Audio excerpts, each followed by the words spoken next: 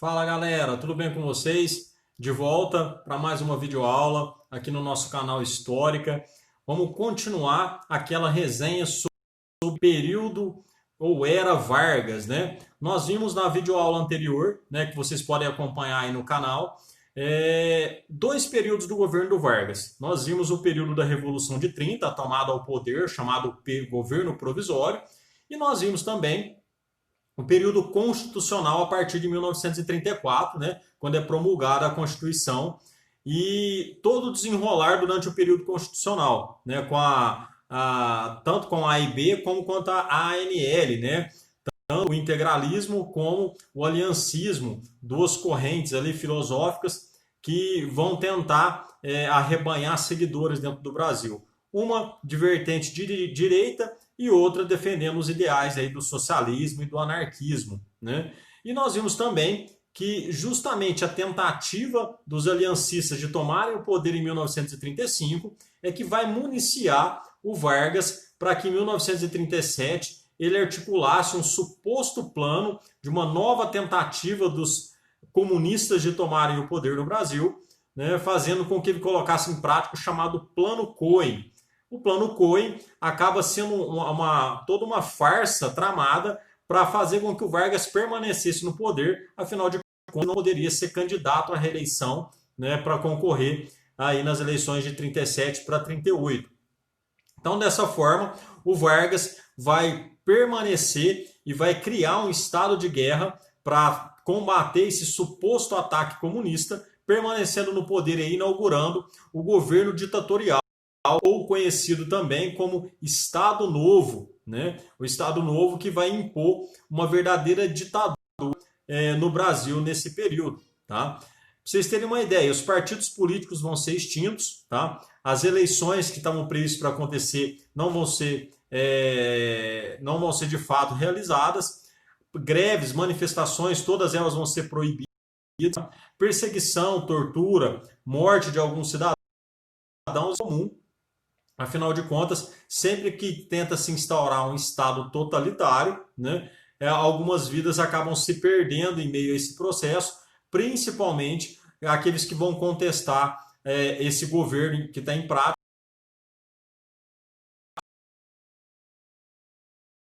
meter os seus cidadãos. E aí, pessoal, de tudo isso, o Vargas vai ser um cara que, como eu disse para vocês já anteriormente, sobre as massas e sobre a população brasileira, porque ele vai ser muito hábil, né, muito organizado, vai arquitetar bem aí as suas políticas. E ele vai usar muito bem a seu favor a propaganda do governo. Então vai ser um cara que vai, de todas as formas, fazer com que o poder no Brasil fosse sinônimo do seu próprio nome. Vargas era o poder, é a personificação do poder. O Estado era o Vargas. Nem vice-presidente ele tinha, para vocês terem uma ideia, né? É governar literalmente sozinho, inclusive com o Congresso, com as câmaras legislativas aí, todas elas de portas fechadas.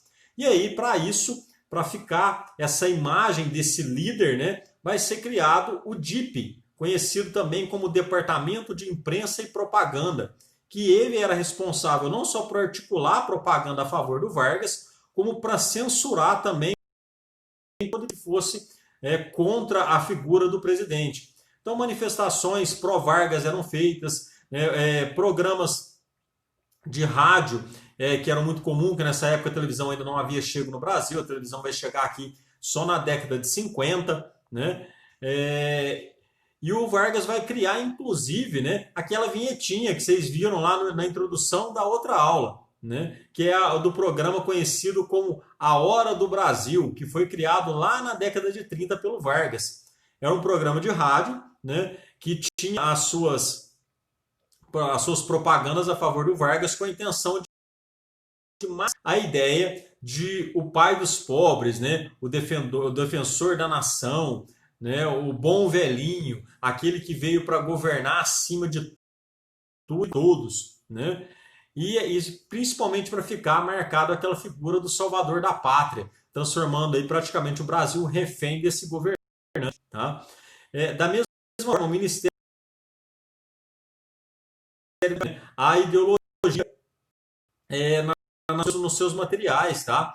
Como a obrigatoriedade do ensino de ensino moral e civismo, tá? Os desfiles e as paradas em homenagem ao Vargas, a adoção de livros didáticos que promoviam a figura aí, do governante, muito similar ao que acontecia nos países de regimes totalitários, como, por exemplo, o fascismo e o nazismo. Lembrando que o Vargas era um fã de carteirinha do Benito Mussolini, certo? Isso tem que ficar aí em mente quando a gente vai falar do Getúlio Vargas.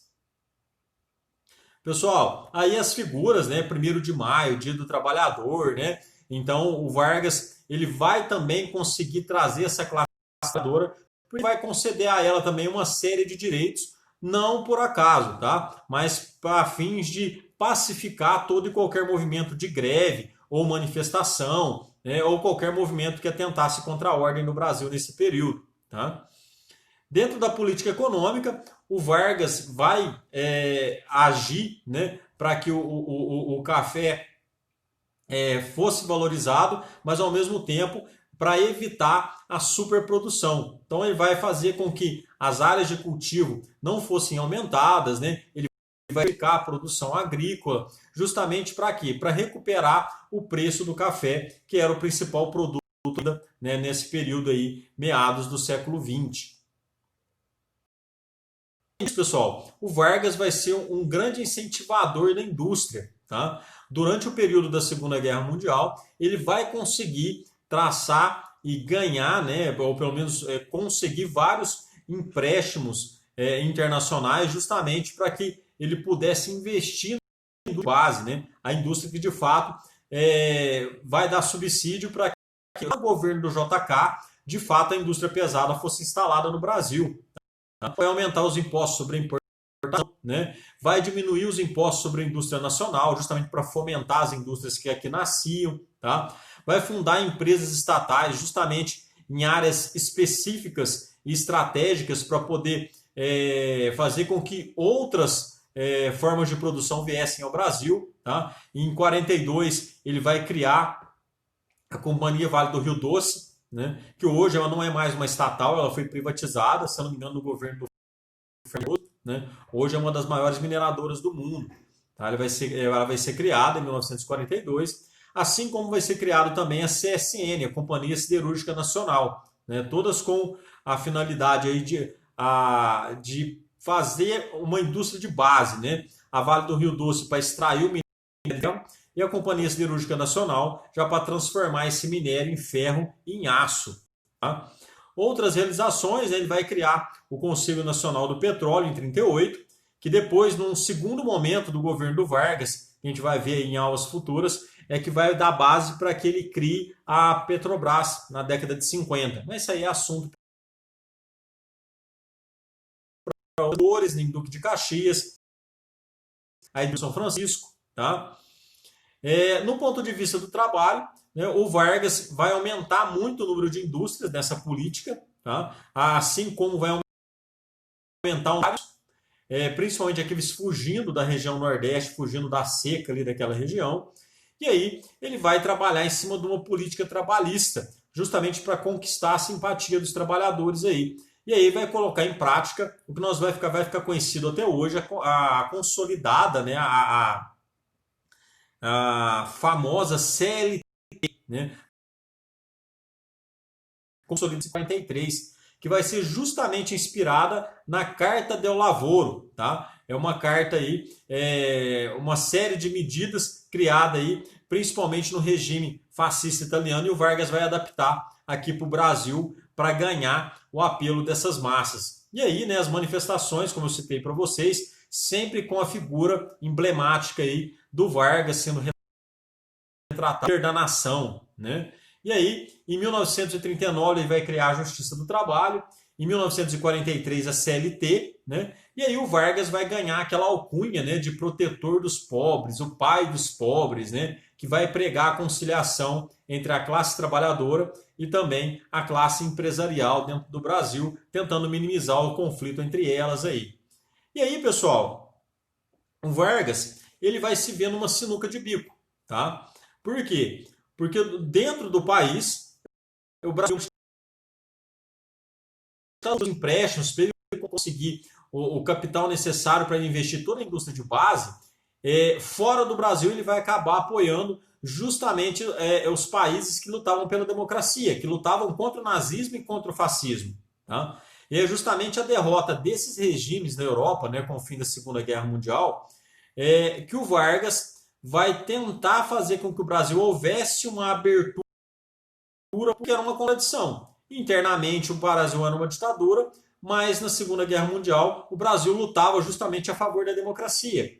E aí ele vai tentar reorganizar a casa aqui. Tá? Ele vai conceder anistia a alguns comunistas, entre eles o Luiz Carlos Prestes, marido lá da Olga Benário, vai permitir a volta de vários exilados ao país, vai reorganizar os partidos políticos dentro do Brasil, que até então estão extintos, né? Vai legalizar o Partido Comunista no Brasil novamente, vai remarcar as eleições, né?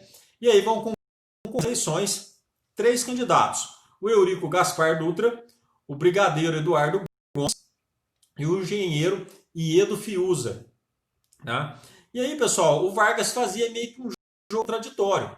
Ao mesmo tempo que ele apoiava o Dutra, tá? Ele também ele simpatizava com movimentos que pediam a permanência dele no poder. Movimento esse que vai ser conhecido como, tá? Que vai vir da palavra aí dos gritos populares, né? Daqueles apoiadores dele, de queremos Getúlio, queremos Vargas, né? Então o Vargas aí usando toda a sua popularidade, né, para arrastar essa população em prol, né, dos seus interesses. Tá?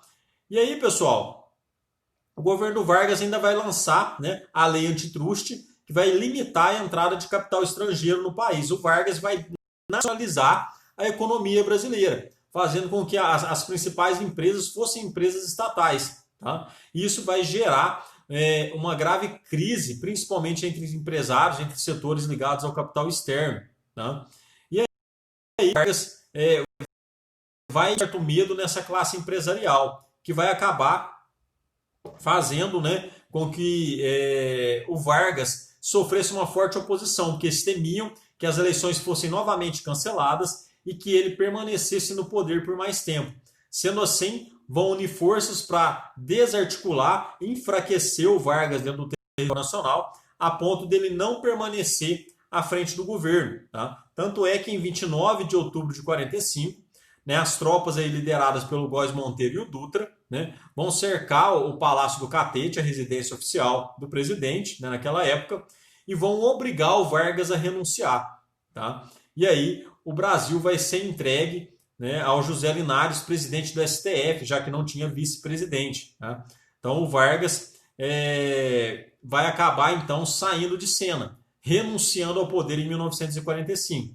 Mas gravem bem isso, ele diz: é a primeira e a última vez que eu renuncio ao poder no Brasil, não mais o farei. E nós vamos entender muito bem isso quando ele retornar ao poder na década de 50, que ele vai levar essa palavra dele até o final. Tá? O Vargas acaba apoiando aí, o Dutra para as eleições e que vai acabar sendo eleito presidente para governar logo após a era Vargas. O Vargas ainda acaba sendo eleito senador por vários e acaba indo legislar pelo estado do Rio Grande do Sul. Naquela época poderia se candidatar por vários e ele acaba se candidatando, acaba aceitando, né, a questão de ser senador pelo Rio Grande do Sul, né, e encerrando de uma forma aí, meio que agonizante, né? Meio que, como que eu posso dizer assim,